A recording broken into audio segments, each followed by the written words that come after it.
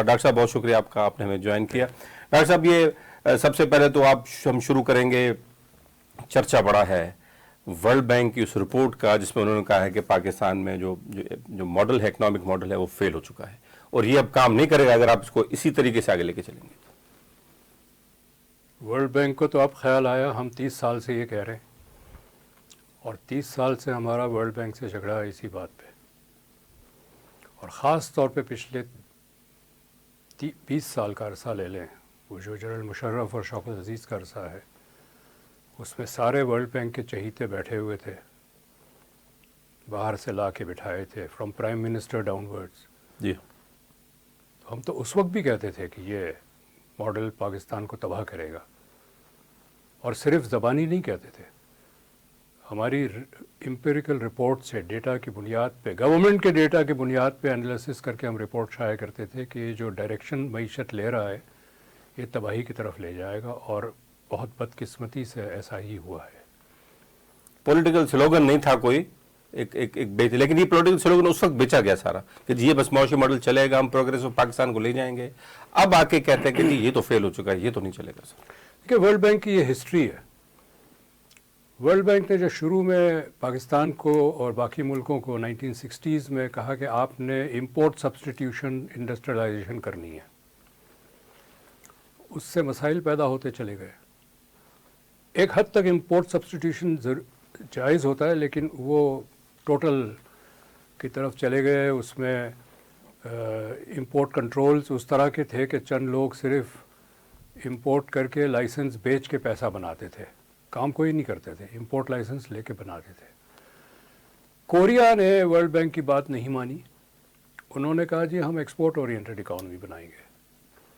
World bank ان کے خلاف تھے, لیکن جب وہ کامیاب ہوا تو ورلڈ بینک نے اس کو اڈاپٹ کر لیا. دنیا بھر کو کہنے لگے ہاتھ مروڑ کے کہ نہیں, امپورٹ سبسٹیٹیوشن نہیں, ایکسپورٹ اورینٹیشن کرو.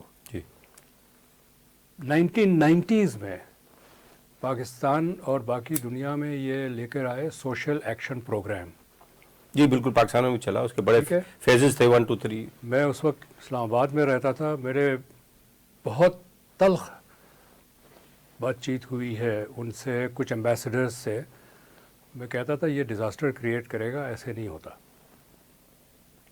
تو کہا گیا کہ میرے جیسے لوگ ہمیشہ ڈیولپمنٹ کے خلاف رہے. اچھا, اینٹی ڈیولپمنٹ ہو گیا آپ سے. پھر یہ لے کر آئے, جب ایس اے پی کا فیشن چلا گیا تو پھر یہ لے کے آئے پاورٹی ایلیویشن پروگرام, PPRP, اور وہ مائکرو فائنانس میں چلے گا. جی, PPRP بھی پوری دنیا میں انہوں نے ڈیولپنگ کنٹریز میں فورس کیا. پاکستان کو خوب پیسے دیے, یہ پلاننگ کمیشن نے پوری رپورٹ بنائی. All that is history. سو یہ ورلڈ بینک کا طریقہ ہے, ایک فیشنیبل سلوگن لے کر آتے ہیں, اس پہ قرضہ دیتے ہیں. چونکہ یہ بینک جو ہوتا ہے ہمیشہ دکان ہوتی ہے قرضہ دینے کی, یہ ماحول پیدا کرتے ہیں قرضہ دینے کا, قرضہ دیتے ہیں. پروگرام اگر فیل بھی ہو گیا تو ان کو کیا فرق پڑا, قرضہ تو انہوں نے واپس لینا ہی لینا ہے سود کے ساتھ, پیسے تو دینے دینے.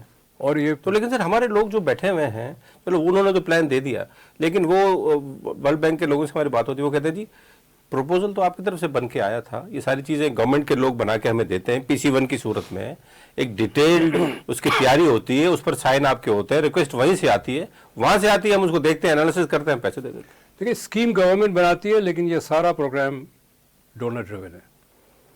اس میں جو ہماری گورنمنٹ کی فائنانس منسٹری کا انٹرسٹ یہ کہ ڈالر آ رہا ہے, آنے تو جیسا بھی آئے, تو ایک ہی آبجیکٹو کے ساتھ کام کرتے ہیں جی. کہ پیسے. اور جو میرے جیسے کنسلٹنٹس ہیں وہ بھی ان کی واہ واہ کرتے ہیں, اس لیے کہ ہمیں بھی ڈالر آ رہا ہے تو آنے دو, کیا حرج ہے. انڈیویجول کو بھی آتا ہے, سرکار کو بھی آتا ہے. تو یہ سب مل کے جی جی کام کرتے ہیں, اور تھرو آؤٹ لاسٹ 20 ایئرس تو بہت شدت سے انہوں نے پیسے بنائے سب نے, اور حکومت نے بھی.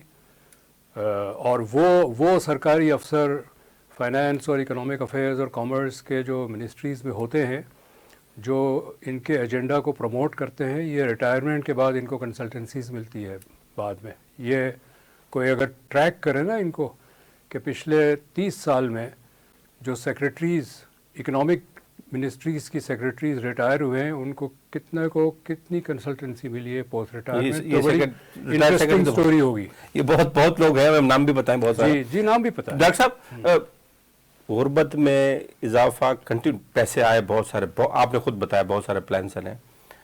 پاورٹی آپ کی ابھی جو آفیشیل فگرز ہیں وہ 20-21% سے چلی گئی 38-39%، لیکن یہ تو ریئل فگر نہیں ہے. اگر ریئل پاورٹی دیکھا جائے تو میرے خیال میں وہ 60-70% پلس ہے، اور خاص طور سے سندھ بلوچستان میں تو صورتحال زیادہ خراب ہے. تو اتنا ان پٹ ہونے کے مائکرو فائنانس پہ قرضے دیے جا رہے ہیں، اور بھی چیزیں ہو رہی ہیں. پاورٹی اچھا، لیکن وہ کہتے ہیں کہ اس کا سبب ایک ڈیزاسٹرز جو پچھلے آئے ہیں ان کا بھی ریزن ہے کہ پاورٹی اوپر چلی گئی ہے. تو رورل پاورٹی تو بہت آگے بہت اوپر چلی گئی ہے. دیکھیے 75 سال ہو گئے پاکستان کو، اس میں اگر ہم غربت کم نہیں کر سکے، خواندگی کی شرح بڑھا نہیں سکے، بچوں کی اور مدرس کی اموات کی شرح گرا نہیں سکے، نیوٹریشن لیول امپروو نہیں کر سکے، یہ صرف دانستہ ہو سکتا ہے. نیوٹریشن کی صورت بہت خراب ہے سر. پیسوں کی کمی نہیں ہے، یہ تو ارادہ ہی نہیں ہے حکمرانوں کا کہ ان چیزوں پہ توجہ دے. اور ان حکمرانوں کو سپورٹ ملتی ہے غیر ملکی قرضہ دینے والے اداروں کو، کی ان کی دکان چل رہی ہے، ان کی بھی چل رہی ہے. لیکن سر یہی کام کوئی اچھا پروپوزل بھیجنے سے ہو سکتا ہے. اچھا پروپوزل دیں، ضرور قرضہ لیں، لیکن اچھی چیز پروپوزل ادھر سے آتا ہے، پروپوزل ہمارا نہیں آتا. تو کیوں ہمارے پاس وہ مائنڈز ہی نہیں ہے، وہ جو بیٹھے ہوئے ہیں ان اچھی منسٹریز میں اچھے ہوتے ہیں، جن کے پاس مائنڈ ہے ان کو انہوں نے باہر رکھا ہوا ہے.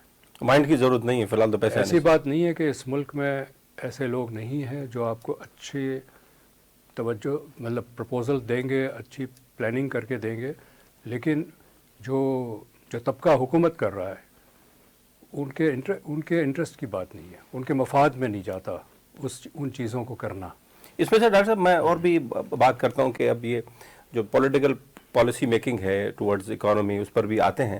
لیکن ایک چیز اور ہونے جا رہی ہے، مارچ میں IMF کا ڈیلیگیشن آ رہا ہے، اور وہ ہمارا جو بھی پیکج ہے وہ اناؤنس کریں گے. بڑے اچھے نمبرز بڑے اچھے ان کے لیے آ رہے ہیں کہ جی آپ نے ریونیو بھی بڑا اچھا کلیکٹ کر لیا ہے، اور ہمارے جو جتنے بھی ٹارگیٹس سے آپ نے اچیو کر لیے ہیں.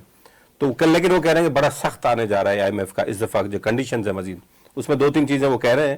وہ کہہ رہے ہیں real estate, retail and agriculture, ان تینوں پر آپ کو گرپ لینی ہوگی، اور اس پر ٹیکس نیٹ کو بڑھانا ہوگا. GDP کا جو 10% کے قریب ہمارا ہے ٹیکس ریشو، اس کو 12-13 پہ لے جائیں.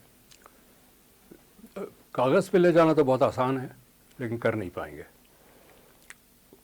اس کی وجہ یہ ہے کہ پاکستان کی معیشت اتنی کمزور ہو چکی ہے اسٹرکچرلی کہ کیپیسٹی نہیں ہے مزید ٹیکس جنریٹ کرنے کی. آپ ٹیکس بڑھائیں گے وہ سیکٹر بند ہو جائے. وہ ہم نے کارخانے کو دیکھا ہوا ہے. پچھلے سال 2008 میں فیڈرل گورنمنٹ میں تھا، جس وقت BISP ڈیزائن کر رہا تھا. نوید قمر فائنانس منسٹر تھے. وہ بجٹ پیش کرنے گئے، میں اپنے کمرے میں TV پہ دیکھ رہا تھا ان کی اسپیچ. انہوں نے 15 سے 16% کر دیا GST. جی ٹھیک ہے.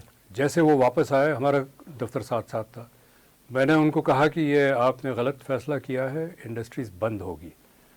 اور ہمارے اپنے رشتہ دار کی شام کو ایک فون آیا، اس نے کہا میں کل سے اپنا کارخانہ بند کر رہا ہوں، یہی پروڈکٹ میں چائنا سے امپورٹ کر کے بیچوں گا، مجھے زیادہ پیسے ملیں گے. اس نے کارخانہ بند کر دیا. اوکے. تو جتنا آپ ٹیکس بڑھائیں گے اتنی معیشت سکھڑے گی. اور یہ فرسٹ ایئر کی اکنامکس کی ٹیکسٹ بک کوئی اٹھا لے کہ جب معیشت ریسیشن میں ہوتی ہے آپ ٹیکس کم کرتے ہیں، بڑھاتے نہیں ہیں. پاکستان کا مسئلہ ریونیو نہیں ہے، پاکستان کا مسئلہ اخراجات ہے، اخراجات کم کرنا ہے. اور یہ نعرہ تو یہ ٹیکس ریونیو بڑھائیں گے. 15% آپ بات کر رہے ہیں، اب تو گڈز پر 18% پہ چلے گئے ہیں GST. چلا دیں، لیکن جب کارخانے بند ہو جائیں گے تو جو 15% GST دے رہے ہیں وہ پھر 0 پہ آ جائیں گے، چونکہ کارخانہ ہی بند ہو گیا نا. جی. تو لیکن ڈاکٹر صاحب یہ پھر کیسے اس کو، اچھا ریئل اسٹیٹ میں تو چوری بہت ہو رہی ہے، اس میں تو ہے چوری بہت زیادہ. ریئل اسٹیٹ میں کہتے ہیں کہ کم سے کم بھی 500 بلین سے 1000 بلین کا اس پہ صرف کچھ انیشیٹو سے ہو جائے گا. ریئل اسٹیٹ پہ ایک ایڈمنسٹریٹو میجر کی ضرورت ہے. وہ یہ ہے کہ میں اگر آپ سے ایک پلاٹ خریدنا چاہتا ہوں 5 کروڑ کا، اس کو میں رجسٹر کراتا ہوں 5 لاکھ میں. ٹھیک ہے. ایک ایسا قانون آ جائے کہ یہ ٹرانزیکشن ویب سائٹ پہ چلا جائے اور 20 ورکنگ ڈے کے لیے وہ ویب سائٹ پہ رہے, وہ ٹرانزیکشن فائنل نہیں ہو سکتا جب 20 دن تک, اور اس 20 دن میں تھرڈ پارٹی مجھے 20% ایڈیشنل آفر کرے تو مجھے لازمی اس تھرڈ پارٹی کو بیچنا پڑے گا.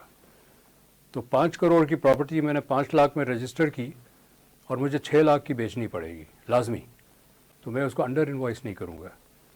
جب آپ اسی انڈر انوائسنگ ختم کر دیں گے تو یہ جو پورا گند ہے ریئل اسٹیٹ کا, جس نے ریئل اسٹیٹ اسٹاک مارکیٹ, اس نے ایک ستے بازار بیسیکلی سٹا بازار ہے اکانومی بنائی ہوئی ہے, کسینو اکانومی بنائی ہوئی ہے, یہ کنٹرول ہوگا. یہی چیز وہاں, یہی چیز امپورٹ میں کرنے کی ضرورت ہے کہ میں ایک قلم ہے جو $1 کی ہے, میں 25 سینٹ میں اس کو امپورٹ کرتا ہوں, اس کی انوائسنگ کوئی 30 سینٹ میں خرید سکتا ہے کمپلسری.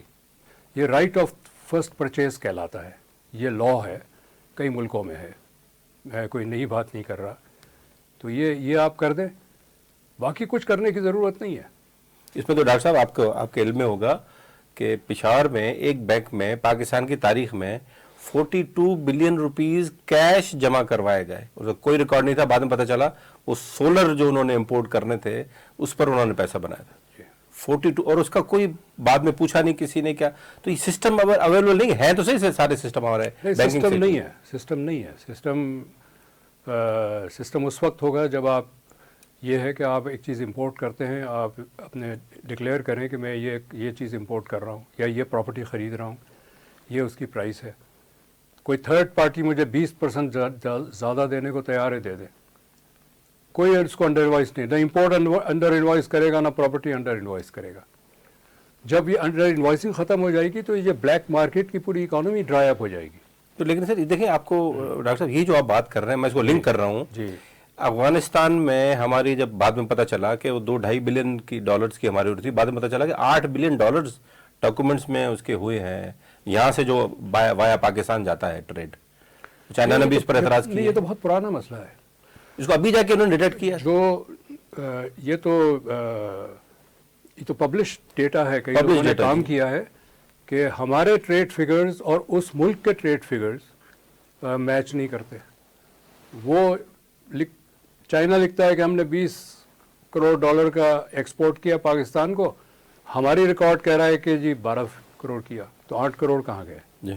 یہ پرانا مسئلہ ہے, لیکن یہ آپ اس کو بہت آرام سے منیمائز کر سکتے ہیں. ایڈمنسٹریٹو میجر سے صرف, اس میں قانون کوئی ایسی چیز ضرورت مطلب یہ قانون بنا دے کہ آپ کوئی امپورٹ, آپ ایل سی کھولیں گے فوراً وہ ویب سائٹ پہ چلا جائے گا. میں ایک پراپرٹی ٹرانزیکشن آپ کے ساتھ کرنا چاہتا ہوں, وہ رجسٹر ہی نہیں ہوگا 20 دن سے پہلے.